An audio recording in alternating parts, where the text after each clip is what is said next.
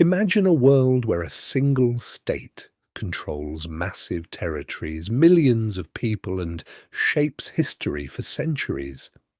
Throughout history, there were many empires. The Roman Empire, the Mongol Empire, the Ottoman Empire, the British Empire. But here's the interesting part. Almost all of them eventually collapsed. So what actually built these empires? And why were some able to survive for centuries while others fell apart surprisingly fast? In this video, we're going to explore the hidden rules that built every great empire in history, the rules history textbooks rarely talk about. Look, imagine this for a second. You wake up tomorrow and suddenly you're in charge of a country. Not a small one either. Millions of people. Different religions, different languages, different cultures. Some of them like you. Some of them absolutely hate you. Your borders are under constant threat. Your economy depends on trade routes that can disappear overnight. And somewhere, right now, another ruler is planning how to take everything you have. Now, here's the uncomfortable part. Most people think they would handle power pretty well. We all like to believe we'd be the wise ruler, the strategic leader, the one who makes the right decisions. But history says otherwise.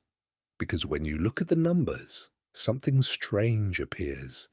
Out of the thousands of kingdoms, empires, and civilizations that existed, almost all of them collapsed. The average lifespan of a state in history is somewhere around 200 years. 2 centuries, that's it. Rome lasted longer. The Ottoman Empire lasted over 600 years. China has seen dynasties rise and fall for thousands of years. But most states, they rise, shine for a moment, and then disappear. So the question isn't just why empires collapse. The real question is, what are the hidden rules that allowed some of them to survive at all? Because here's the thing. When we learn history in school, we're usually told stories about great leaders, famous battles, and dramatic moments. Alexander the Great conquers the world.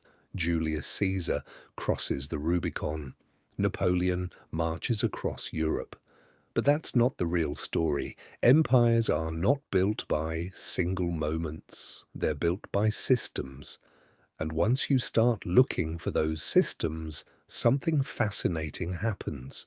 You begin to see the same patterns repeating across completely different civilizations. The Romans, the Ottomans, the Mongols, the British Empire. They all followed surprisingly similar rules, not because they copied each other, but because power itself has certain laws. And if you ignore those laws, your empire, no matter how strong, eventually falls apart. Let me explain. Here's the first hidden rule almost every successful empire discovered. Control the system, not just the territory. This sounds obvious, but most early kingdoms didn't understand it. They thought power meant conquering land. More land meant more wealth, more soldiers, more prestige. But land alone is useless if you can't manage it. Think about it like owning a huge company. Imagine you suddenly expand your business across 10 countries, but your management system is chaotic, your communication is slow, your rules are inconsistent. Your company would collapse under its own size. Empires face the exact same problem. The Roman Empire understood this early. They didn't just conquer territories, they built roads connecting the entire empire.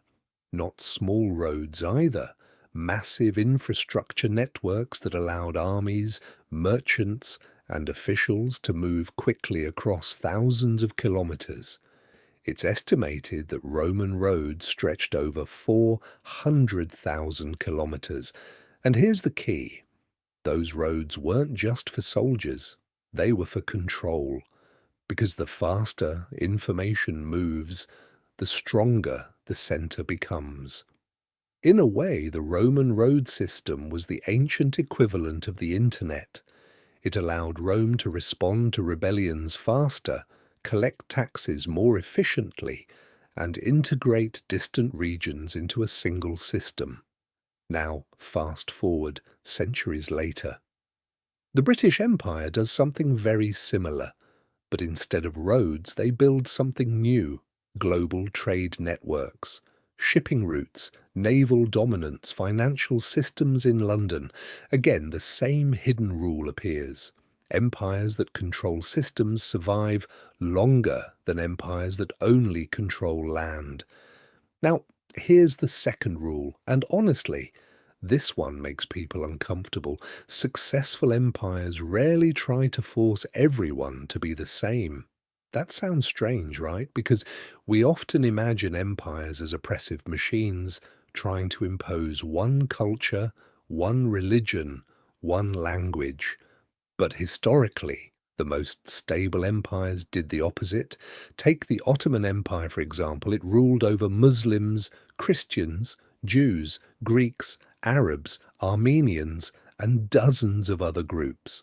Trying to force them all into a single identity would have caused constant rebellion. So the Ottomans created something called the millet system. Instead of forcing assimilation, they allowed religious communities to govern themselves in many areas: law, education, internal leadership. In other words, the empire wasn't built on uniformity, it was built on managed diversity. The same pattern appears in the Persian Empire thousands of years earlier. Cyrus the Great famously allowed conquered peoples to keep their religions and traditions. Even the Mongols, often remembered as brutal conquerors, frequently allowed local administrators and systems to continue operating. Why? Because diversity is easier to manage than resistance.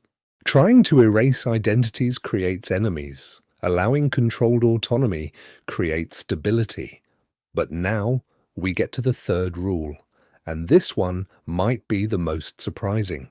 Strong empires constantly reinvent their elite class. This is something most people never think about. But one of the biggest threats to any empire isn't an external enemy, it's internal stagnation. When the same aristocratic families hold power for generations, something predictable happens. They become less competent, more entitled, and less loyal to the system itself. Eventually, the elite class stops serving the empire and starts serving itself. Rome faced this problem repeatedly. Wealthy aristocrats became more focused on personal luxury than governing effectively. The Ottoman Empire, interestingly, tried to solve this problem in a very unusual way. They created the devshirme system. Young boys from Christian communities were taken, educated by the state, converted to Islam, and trained to become administrators or elite soldiers known as janissaries. Now, morally, this system raises serious questions, but politically, it solved a very specific problem. These individuals owed their entire status to the empire itself, not to powerful families. Their loyalty was tied directly to the system. In other words, the Ottomans engineered a new elite class that depended entirely on the state, and this allowed the empire to maintain a relatively competent leadership structure for centuries.